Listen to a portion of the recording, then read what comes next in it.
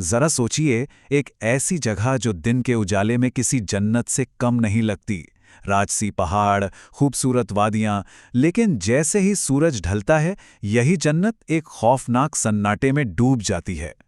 आज के इस गहरे विश्लेषण में हम एक डॉक्यूमेंट्री फिल्म मेकर के नज़रिए से हिमालय की उन वादियों में उतरेंगे जहां देवभूमि का सुकून एक अनजाने खौफ में बदल जाता है। ये कोई आम कहानी नहीं है, बल्कि उन रहस्यों और ऐतिहासिक त्रासदियों का सच है जो आज भी मसूरी की इन खूबसूरत वादियों में कहीं दफन हैं।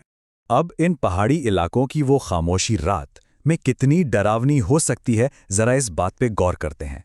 वहां के स्थानीय निवासियों की अगर माने तो उनका कहना सिर्फ एक वहम नहीं है। लोग साफ साफ बताते हैं कि रात के वक्त उन सर्द और पुरानी जगहों से अजीबोगरीब आवाजें आती हैं, मानो हवा में कोई साया तैर रहा हो। और ये कोई एक दो लोगों का दावा नहीं है, ये उन लोगों का असली डर है जिन्होंने उस अजीब सी बेचैनी को, उस खौफनाक सन्नाटे को सच में महसूस किया है। चलिए इस विरोधाभास को थोड़ा और गहराई से समझते हैं। दिन के वक्त जो देवभूमि पर्यटकों से गुलजार रहती है, जिसकी राजसी चोटियां मन मोह लेती हैं, वही जगह रात के अंधेरे में एक खौफनाक रूप क्यों ले लेती है? ये बदलाव वाकई हैरान करने वाला है। जहां दिन में लोग सुकून की सांस लेते हैं, वही जगह सूरज ढलने के बाद रहस्यमयी घटनाओं और भटकती आत्माओं के दावों का केंद्र बन जाती हैं। आखिर क्यों? इस बात को समझने के लिए मसूरी के इस डरावने इतिहास का एक तेजी से वर्चुअल टूर लेते हैं। क्राइस्ट चर्च को ही ले लीजिए। कहा जाता है कि वहां बेंचों पर आज भी एक मृत ब्रिटिश महिला की आत्मा बैठती है, जिसकी बेरहमी से हत्या कर दी गई थी। वही केम्प्टी फॉल्स जो इतना मशहूर है, वहां एक ब्रिटिश सैनिक के भटकने की कहानियां हैं जो ऊंचाई से गिर गया था। और माल रोड की वो व्हाइट लेडी, कहते हैं एक महिला जिसे कत्ल कर दिया गया था, वो आज भी सफेद लिबास में वहां से गुजरने वालों को दिखाई देती है। दिन में ये जगह कितनी भी आम लगे, रात में यहां का माहौल पूरी तरह बदल जाता है।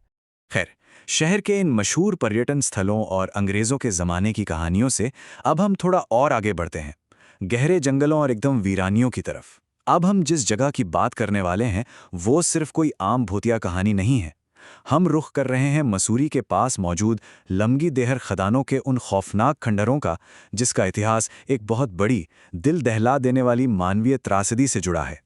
और यहां जो बात सबसे ज्यादा झकझोर देती है, वो है एक अकेला नंबर, 50,000। जी हां, 50,000। ये कोई छोटा मोटा आंकड़ा नहीं है। ये उन मजदूरों की संख्या है जिन्होंने 1990 के दशक में इन लंबी दहर खदानों में घुट घुट कर अपनी जान गंवा दी थी। ये आंकड़ा चीख चीख कर बताता है कि इस जगह पर पसरा खौफ किसी काल्पनिक साये की वजह से नहीं है, बल्कि एक भयानक, दर्दनाक ऐतिहासिक हादसे के कारण पैदा हुआ है। तो सवाल उठता है कि आखिर इतना भयानक हादसा हुआ कैसे? दरअसल सुरक्षा के सभी मानकों को ताक पर रखकर वहां बेहद खतरनाक तरीके से चूने का खनन किया जा रहा था। उस जहरीली धूल ने हजारों मजदूरों के फेफड़ों को अंदर से पूरी तरह खोखला कर दिया। रिपोर्ट्स बताती हैं कि उन बिना हवा वाली गहरी सुरंगों में मजदूरों के मुंह से खून आने लगा। वो तड़प तड़प कर मरे। उसके बाद खदानों को रातों रात बंद कर दिया गया और वो हमेशा के लिए वीरान हो गई। लेकिन वो जो दर्द था, जो तड़प थी, वो शायद आज भी उन खंडरों में कहीं ना कहीं कैद है। और इसी भयंकर त्रासदी के बाद इन खंडरों से जुड़ी कहानियां और भी ज्यादा डरावनी होती चली गईं। आसपास के लोग दावा करते हैं कि रात के सन्नाटे में आज भी उन हजारों मजदूरों के कराहने की आवाजें गूंजती हैं। और बात सिर्फ आवाजों तक ही सीमित नहीं है। स्थानीय लोगों के बीच एक चुड़ैल या एक रहस्यमयी महिला के साये की कहानी बहुत मशहूर है। कहते हैं कि वो साया आज भी वहां भटकता है, जिसकी वजह से वहां कई रहस्यमयी सड़क दुर्घटनाएं हुई हैं, ट्रक अचानक खाइयों में गिर गए और यहां तक कि एक हेलीकॉप्टर भी रहस्यमयी तरीके से क्रैश हो चुका है। लेकिन रुकिए, जो बात इस पूरे मामले को सबसे ज्यादा दिलचस्प बनाती है, वो ये है कि ये सिर्फ हवाई बातें या लोक कथाएं नहीं हैं। Indian journal of applied research के इस शोध पत्र की ही बात कर लें। ये बाकायदा एक लिखित प्रमाण है कि लंबी देह के इन वीरान खंडरों में एक साइंटिफिक पैरानॉर्मल इन्वेस्टिगेशन की गई थी। सोचिए, अमावस्या की वो काली रात और इन्वेस्टिगेटर्स की एक टीम उन खंडरों के बीच, ये जांचने के लिए कि क्या वाकई वहां कोई नकारात्मक ऊर्जा है जिसे वैज्ञानिक उपकरणों से मापा जा सके। और जब उस शोध के आंकड़े सामने आए तो वो सच में हैरान करने वाले थे। टीम ने इलेक्ट्रोमैग्नेटिक फील्ड नापने वाले ईएमएफ मीटर का इस्तेमाल किया था। आमतौर पे वहां की बेसलाइन रीडिंग 83 माइक्रो टेस्ला के आसपास थी, लेकिन अचानक वो कांटा सीधा 129 माइक्रो टेस्ला तक उछल गया। मीटर में आया ये जबरदस्त उछाल इस बात को वैज्ञानिक दृष्टिकोण से बहुत मजबूती देता है कि उस रात वहां कुछ तो बेहद अजीब था। और सबसे रोंगटे खड़े कर देने वाली बात यह है कि ठीक उसी अधिकतम उछाल के वक्त टीम को खदानों के अंदर से भारी मात्रा में रोने की आवाजें भी सुनाई दी, जिसके बाद उन्हें तुरंत वो जगह छोड़नी पड़ी। हालांकि अगर हम इसका एक दूसरा वैज्ञानिक पहलू देखें तो वो भी कम दिलचस्प नहीं है। पहाड़ों की ऊंचाई, वहां की पतली हवा, कोहरा और प्राकृतिक वातावरण, ये सब मिलकर इंसानी दिमाग पर बहुत गहरा असर डालते हैं। मनोविज्ञान में इसे पेरिडोलिया कहा जाता है। होता यह है कि जब कोई इंसान ऊंचे पहाड़ों के घने कोहरे और अंधेरे में होता है तो उसका दिमाग बेतरतीब चीजों या परछाइयों में डरावने चेहरे देखने लगता है। तेज हवा जब चट्टानों से टकराती है तो वो अक्सर रोने या फुसफुसाने जैसी आवाजें पैदा करती हैं। तो क्या ये खौफनाक आकृतियां सिर्फ दिमाग का एक खेल है? ये एक बहुत ही तार्किक सवाल है। अब पहाड़ों के इस लुभावनी सुंदरता और इसके डरावने इतिहास का ये जो अनूठा संगम है ना, ये फिल्म निर्माताओं के लिए एक चुंबक की तरह काम करता है। हॉरर फिल्म इंडस्ट्री को हमेशा से ऐसी लोकेशंस की तलाश रहती है जो पर्दे पर एकदम असली खौफ पैदा कर सकें। और उत्तराखंड की ये पुराने औपनिवेशिक शहर, वीरान खदानें और देवदार के घने जंगल, ये सब मिलकर एक परफेक्ट नेचुरल हॉरर बैकड्रॉप तैयार करते हैं। इसीलिए बॉलीवुड बार बार इन हॉन्टेड लोकेशंस की तरफ खिंचा चला आता है। और यहाँ ये बात बहुत ही बेहतरीन ढंग से साबित होती है कि कैसे फिल्मी पर्दे का हॉरर और असल जिंदगी के खतरे आपस में जुड़ जाते हैं। जब फिल्म क्रू इन जगहों पर यथार्थवादी टच के लिए आते हैं तो उन्हें सच में प्रकृति और इन इलाकों के जानलेवा खतरों का सामना करना पड़ता है। उदाहरण के लिए काल फिल्म की शूटिंग जिम कॉर्बेट के जंगली जानवरों के बीच हुई।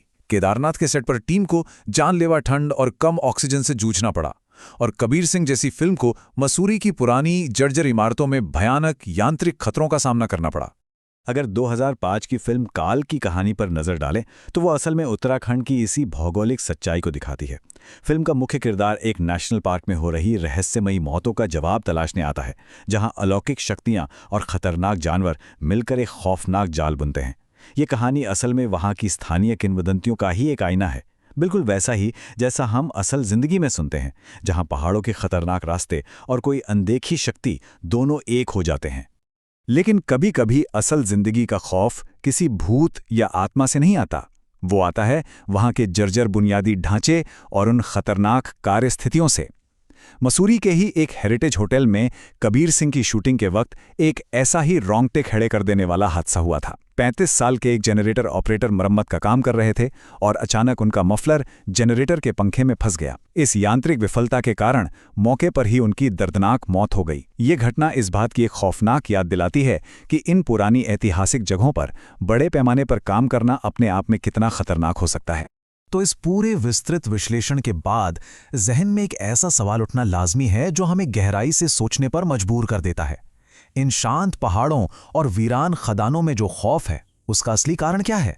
क्या वाकई ये उन 50,000 मजदूरों की भटकती आत्माएं हैं, या फिर ये यहाँ के दुर्गम रास्ते, कड़कड़ाती ठंड और खतरनाक खाइयां हैं, या शायद ये सिर्फ हमारा अपना मनोवैज्ञानिक डर है जो उस घने कोहरे में भूतों की शक्लें गढ़ लेता है? सच्चाई चाहे जो भी हो, देवभूमि के इन शांत पहाड़ों में छिपा ये खौफनाक इतिहास किसी भी हॉरर फिल्म से कहीं ज्यादा डरावना और दिलचस्प है। और यह सोचने पर जरूर मजबूर कर देता है कि अंधेरे में जो दिखता है वो हमेशा सिर्फ हमारा वहम नहीं होता।